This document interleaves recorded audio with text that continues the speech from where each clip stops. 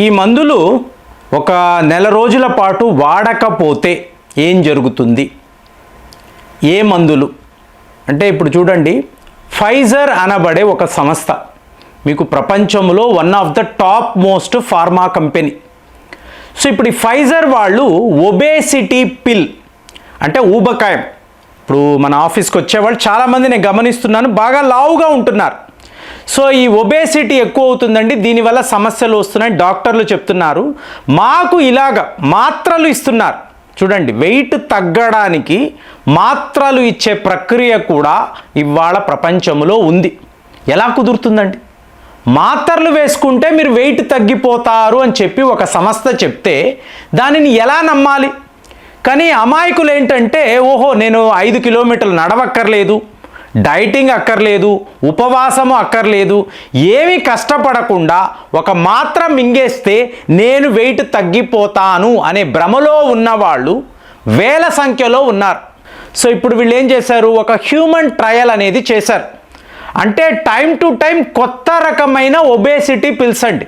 అందుకే అంటున్నాను, ఇప్పుడు మీరు వెళ్ళుంటారు, ఒక క్లినిక్ వెళ్ళుంటారు, అబ్బే ఆ వాకింగ్లు ఫుడ్ వాటి వల్ల మీరేం వెయిట్ తగ్గరండి, ఈ మాత్రలు వేసుకుంటేనే మీరు తగ్గుతారని ఒక 4-5 మాత్రలు ఈ డాక్టర్లు డైటీషియన్స్ రాస్తారు.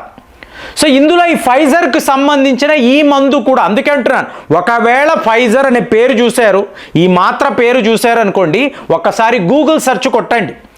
ఎందుకు అంటే హ్యూమన్ ట్రయల్లో ఆ వ్యక్తికి, అంటే ఒక వ్యక్తి మీద పరిశోధనలు చేస్తారు కదా, వాలంటీర్, అతనికి డబ్బు ఇచ్చి అతని మీద ఈ పరిశోధనలు చేస్తారు. చేసినప్పుడు సివియర్గా ఇతని లివర్ డ్యామేజ్ అయింది, విపరీతమైన కడుపు నొప్పి.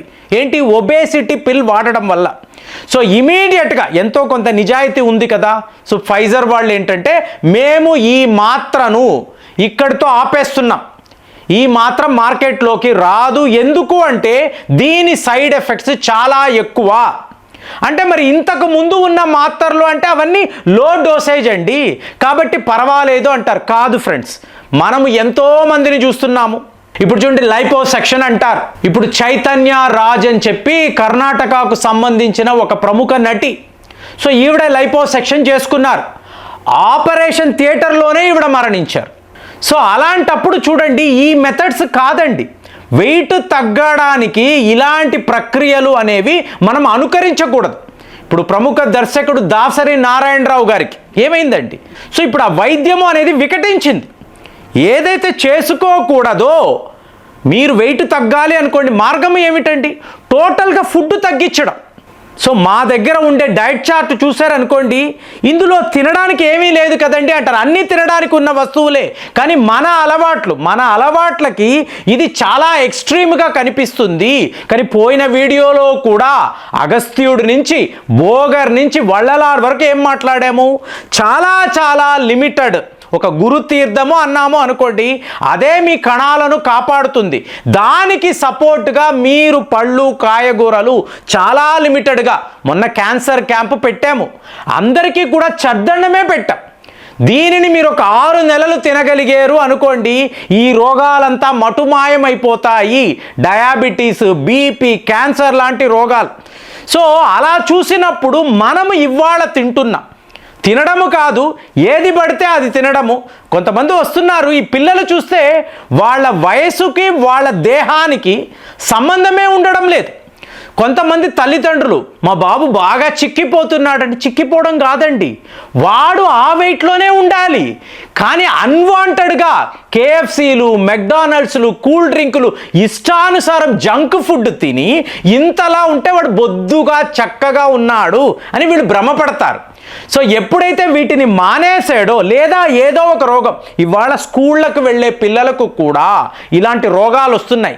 చిక్కిపోయాడు అనుకోండి, చూడండి ఎలా అయిపోయాడంటే ఆ వెయిట్కి వచ్చాడండి, కరెక్ట్ అయిన వెయిట్కి వచ్చాడు.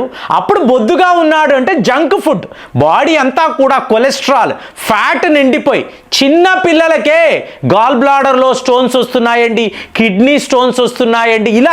ఇలాంటి కంప్లైంట్స్ వస్తున్నప్పుడు ఆశ్చర్యం వేస్తుంది. అసలు ఏం జరుగుతుందంటే, బేసిక్గా ఫుడ్ ఈస్ మెడిసిన్ అంటాము కదా. సో ఆహారము అన్నప్పుడు జాగ్రత్తగా ఉండాలి. అలాంటిది మీరు ఒబేస్ అయిపోయారు, బాగా లావ్ అయిపోయారు. ఎలా తగ్గడమో అర్థం కాకపోవడం కాదండి, ఫుడ్ అనేదాన్ని మానేయాలండి. ఫుడ్ అనేది తిననే కూడదు. మీరు ఎప్పుడు ఆకలి వేసిందో ఇంత పళ్ళు తినండి, కాయగూరలు తినండి, లేదా మీరు చద్దన్నం తినండి. ఇంకా ఆకలి అంటే ఏదో మీకు నచ్చిన ఒక కర్రీ ఇంత తినండి. అప్పుడే మీరు వెయిట్ తగ్గుతారు. మీరు చాలా చాలా యాక్టివ్గా ఉండాలి. మీరు వాకింగ్ అనేది చెయ్యాలి, కుదిరితే జాగింగ్ చెయ్యాలి, సో ఉపవాసము చెయ్యాలి.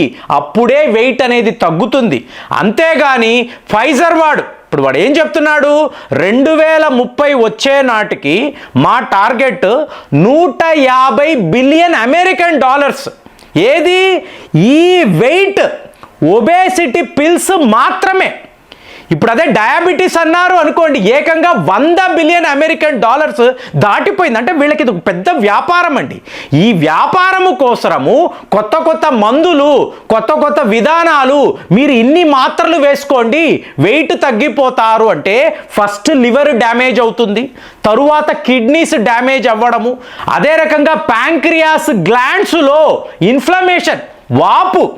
సో ఇలాంటివి ఒకటి తర్వాత ఒకటి, ఇక్కడ నుంచి అక్కడ దాకా నడిస్తే ఆయాసము, ఊపిరి ఆడడం లేదు, చెమటలు. ఏంటిది అంటే మనము ఎంత వెయిట్ ఉండాలో ఒక్కసారి తెలుసుకొని ఆ వెయిట్ ఎలా తగ్గించుకోవాలనే ప్రక్రియను మీరు ఒక ట్రైనర్ దగ్గర తెలుసుకున్నప్పుడు అది వేరు. అలా కాకుండా షార్ట్కట్ మెథడ్స్, ఈ కంపెనీలకంతా ఇదే కదండి, షార్ట్ కట్లో ఇది జరిగిపోతుంది. ఏముంది, ఒక బేరియాట్రిక్ సర్జరీ చేస్తే, లైపోసెక్షన్ చేస్తే వెంటనే మీరు సన్నబడతారు ఖచ్చితంగా. ఎందుకంటే మీ బాడీలో ఉండే కొలెస్ట్రాల్ అంతా కూడా అది సక్ చేస్తుంది కదా. సో ఇమీడియట్గా మీరు సన్నబడిపోయినట్టుగా కనిపిస్తారు.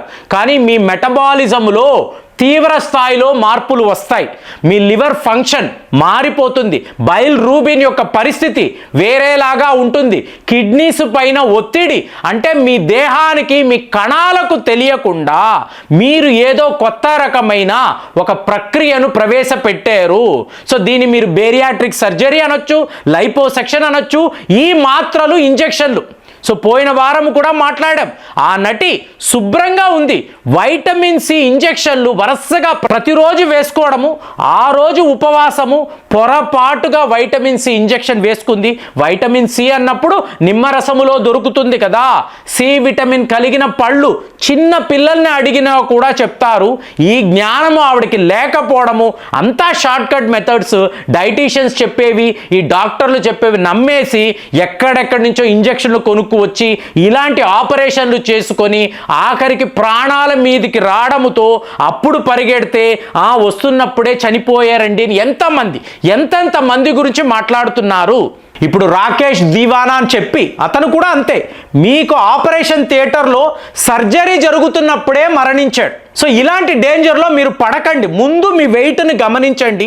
రోగాలకు ప్రాథమిక కారణము సరైన ఆహారపు అలవాట్లు లేకపోవడము, రెండవది ఫిజికల్గా యాక్టివ్గా లేకపోవడము, ఏదో బాధలను పెట్టుకుని ఇంతంత వెయిట్ను మొయ్యడము, అలాగే మీరు తెల్లవారుజామున లేచి ఒక యోగాసనమో, వాకింగో, జాగింగో ఇలాంటి మంచి అలవాట్లు లేకపోవడము. సో ఇదంతా చూసినప్పుడు మన లైఫ్ స్టైల్ డిజార్డర్, దీనివల్లే ఈ సమస్యలు.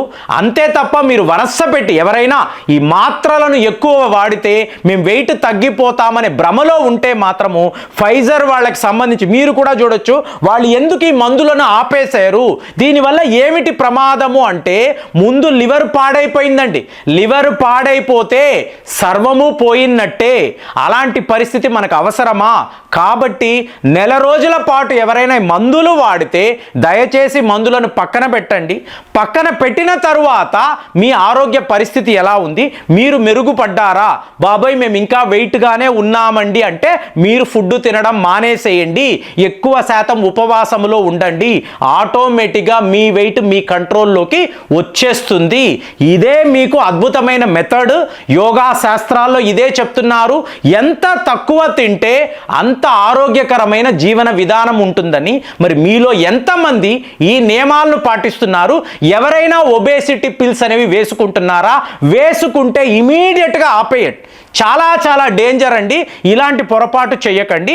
ఇలాగ చేస్తున్న వాళ్ళు ఎవరైనా ఉంటే మీకేమైనా సలహాలు కావాలంటే కామెంట్స్లో రాయండి. మళ్ళీ వచ్చే వీడియోలో కలుద్దాం. జై హింద్.